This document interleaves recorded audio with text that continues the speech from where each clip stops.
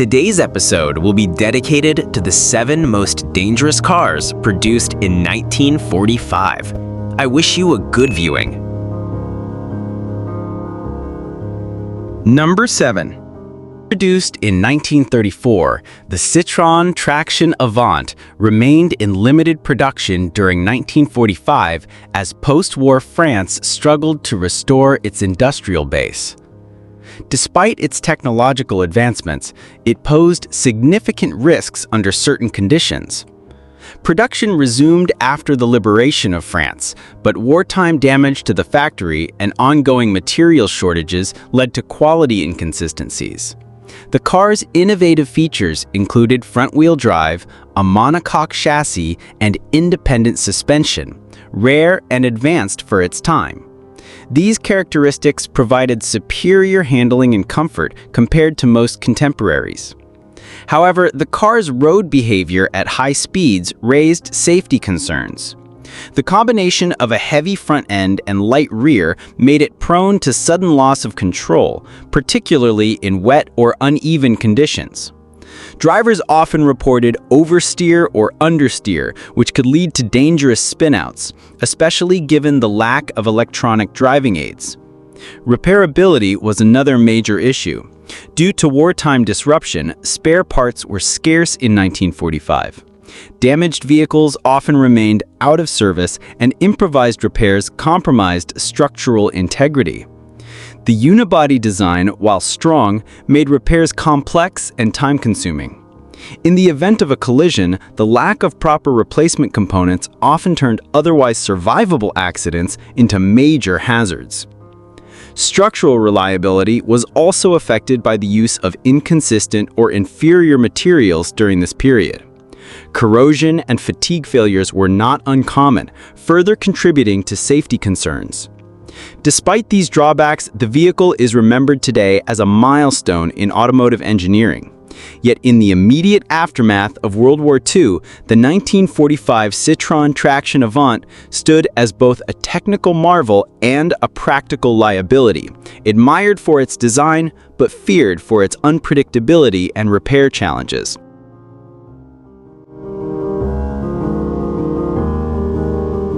Number 6. The Hudson Super 6, reintroduced in 1940 and continuing in limited post-war production through 1945, represented Hudson Motor Car Company's mid-range offering during a time of rapid technological transition.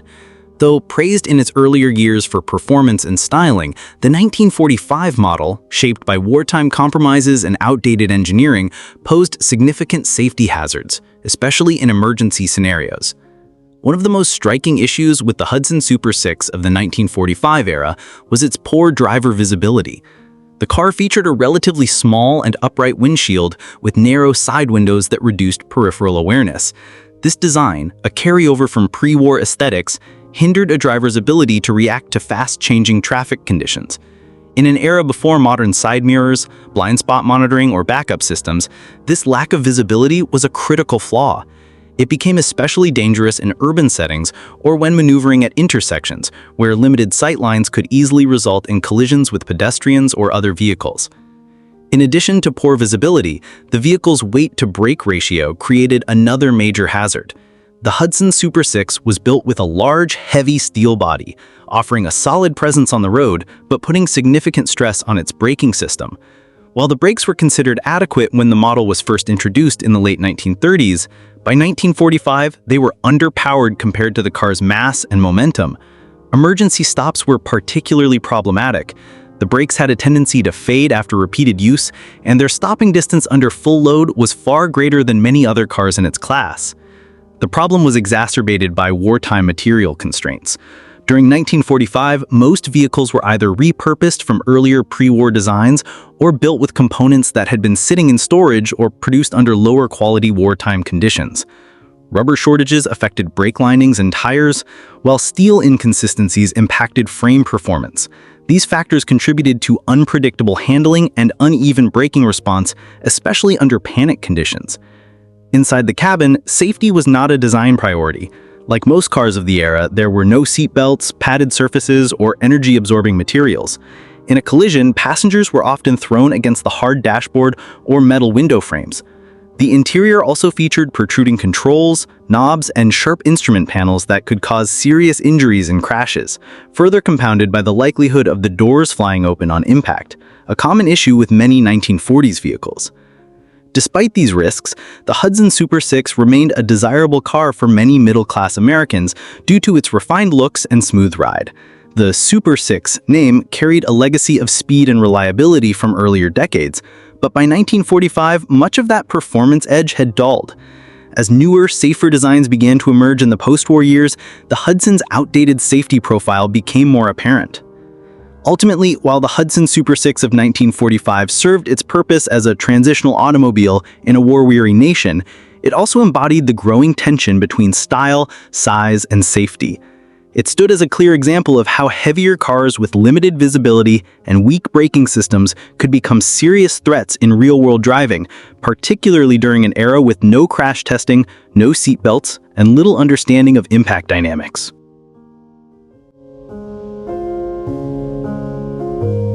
Number 5. Introduced in mid-1945 as the first true post-war model from Plymouth, the P-15 marked a return to civilian automobile production in the United States after years of wartime manufacturing. Designed as a reliable, affordable family sedan, the P-15 carried over many design elements from pre-war vehicles, prioritizing function and familiarity over innovation. While it was warmly received by consumers eager to return to normalcy, the P-15 suffered from numerous structural and safety shortcomings that made it a hidden danger on American roads. At first glance, the Plymouth P-15 appeared practical and sturdy. It featured a conservative design with a rounded steel body, spacious interior, and mechanical simplicity that made it easy to maintain. However, the vehicle lacked virtually all the safety innovations now considered standard, and even by the standards of its time, certain flaws in the P-15's construction presented significant hazards. One of the most critical safety concerns was door integrity during side impacts.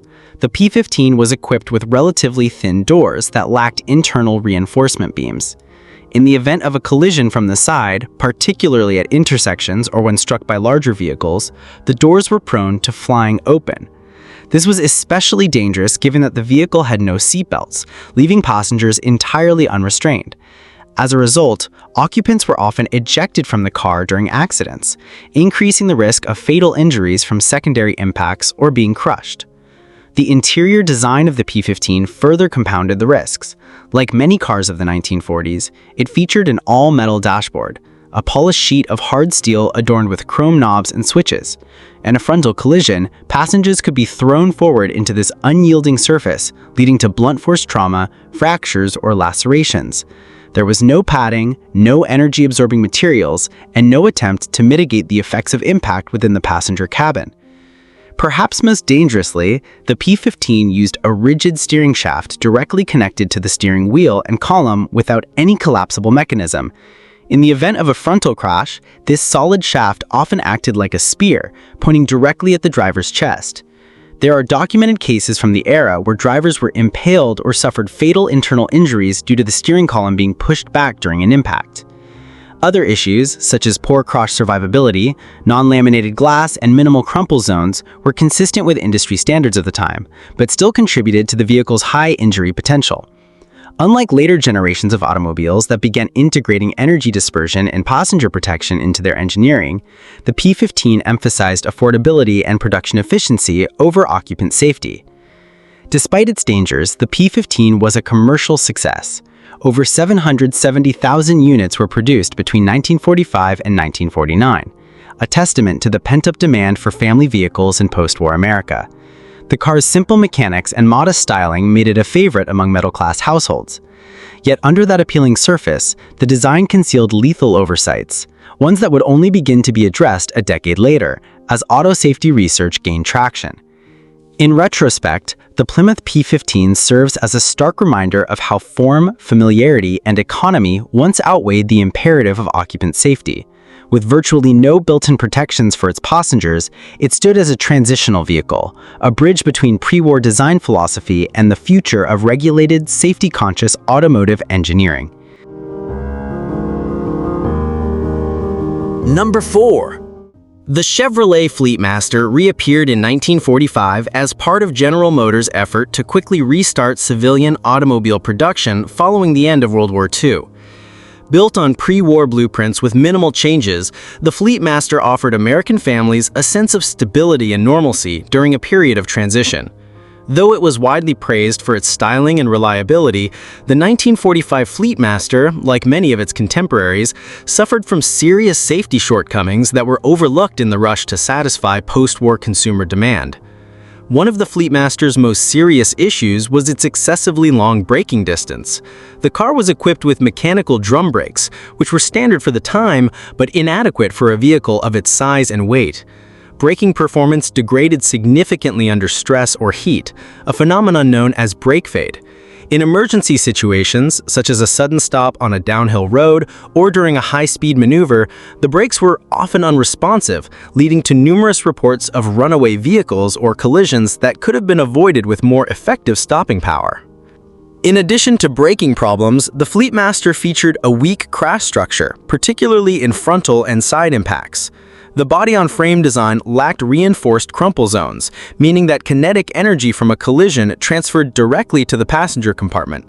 The frame itself could deform in unpredictable ways during a crash, and with no rigid occupant shell, passengers absorbed most of the impact forces. Doors often failed to remain closed on impact, and the front engine bay offered little resistance before collapsing into the cabin area. Inside the car, the interior posed its own set of dangers. The dashboard was constructed entirely of polished steel, an aesthetic hallmark of the time but deadly in practice. In the event of a collision, passengers not restrained by seatbelts, which were not available or even considered in design, were often thrown forward into this metal surface. There was no cushioning, no padding, and no attempt to blunt the dashboard's impact zone. Compounding this risk, the cabin was filled with sharp-edged trim, exposed switchgear, and rigid steering components.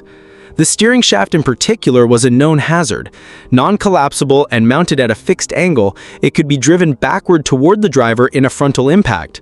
This sometimes resulted in catastrophic injuries, including impalement or chest trauma. The lack of laminated safety glass in the windshield and side windows further contributed to injury, as shattered glass could lacerate occupants during a crash. Although the Fleetmaster had been designed with ruggedness and longevity in mind, the lack of basic safety engineering made it especially dangerous under real-world accident conditions. Unlike later cars, which began incorporating concepts such as energy absorption, passenger restraint systems, and reinforced frames, the 1945 Fleetmaster was built on the outdated assumption that drivers could simply avoid accidents through skill alone.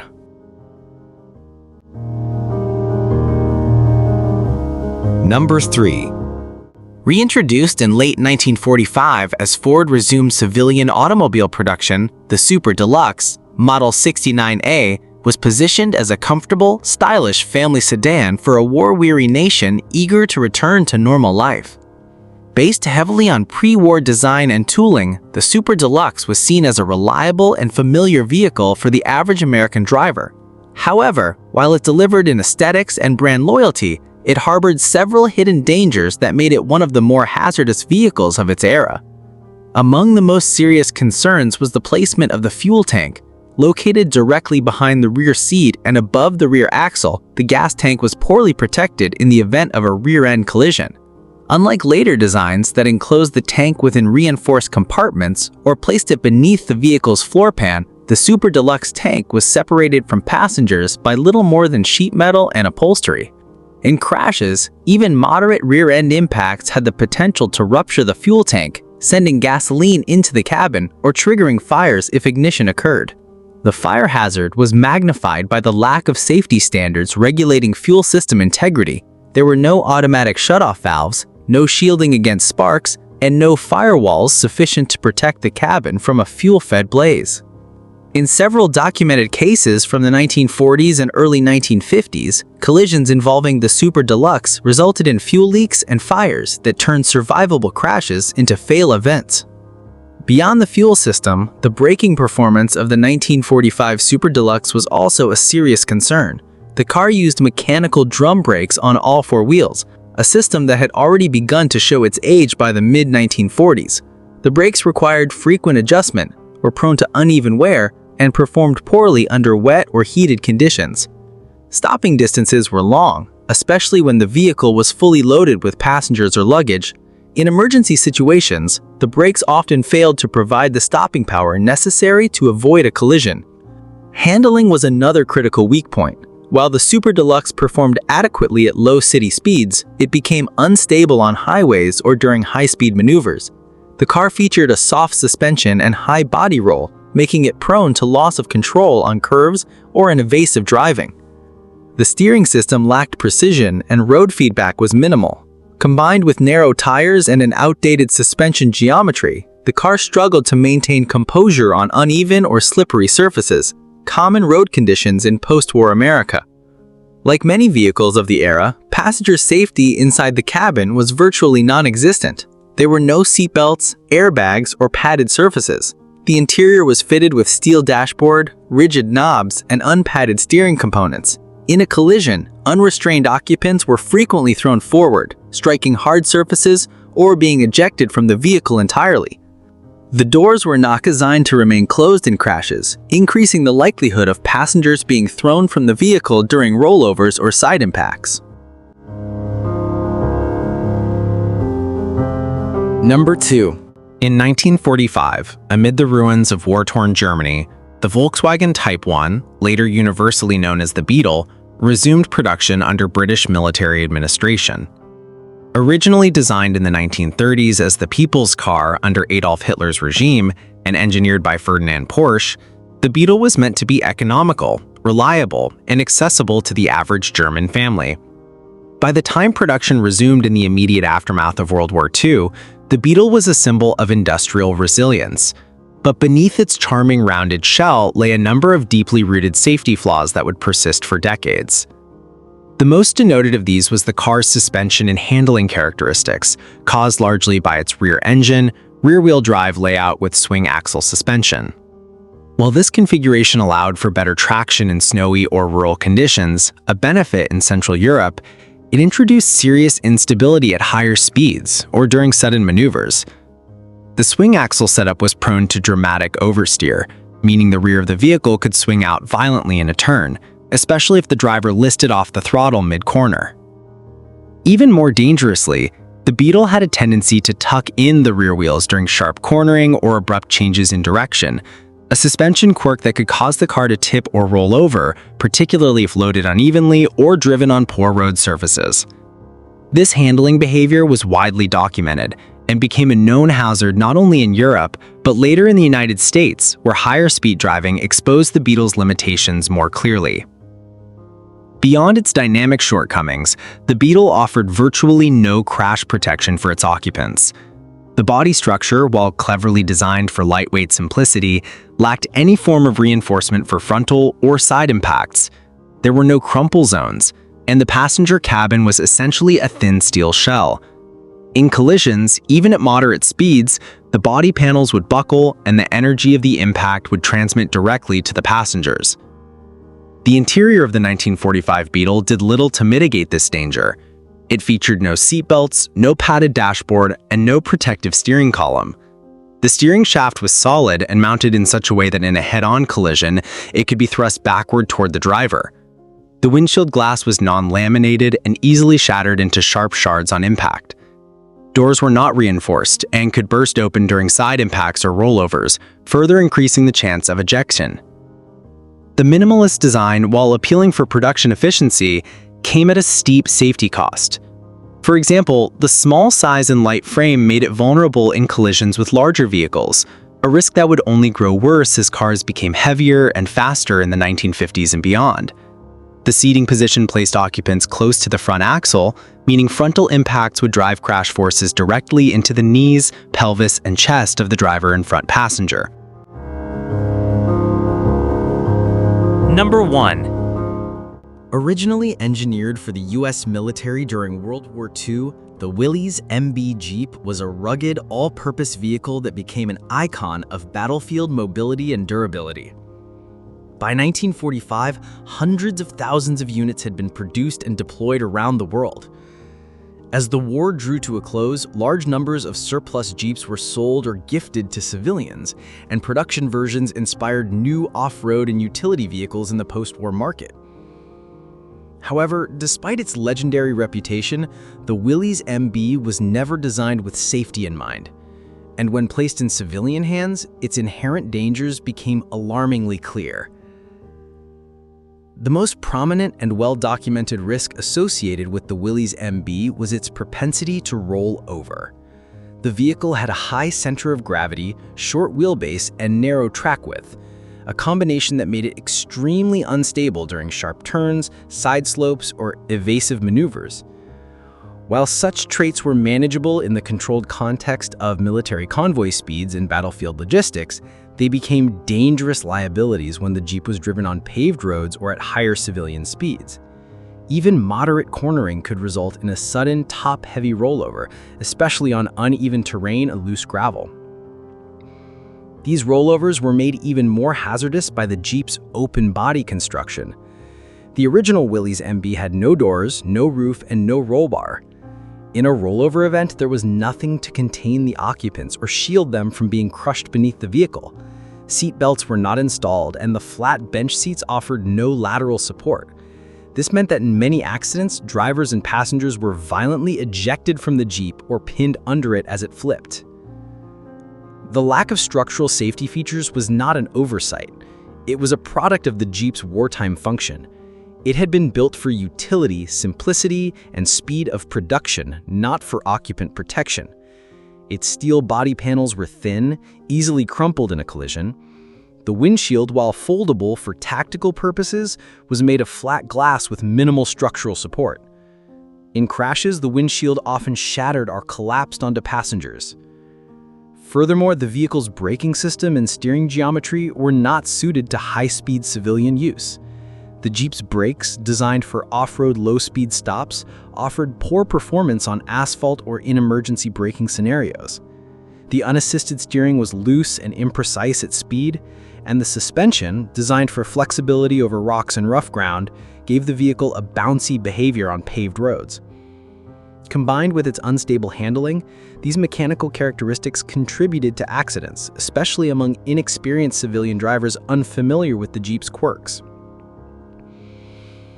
Ironically, it was this very simplicity that endeared the Willys MB to so many people after the war. Its minimalism, rugged appearance, and connection to victory made it appealing, and it soon became a symbol of freedom and frontier spirit. The post-war years saw the rise of civilian Jeep variants like the CJ2A, which retained many of the MB's traits but still lagged behind in safety innovation. Despite this, thousands of surplus military Jeeps continued to be driven on civilian roads well into the 1950s and beyond, often without modification.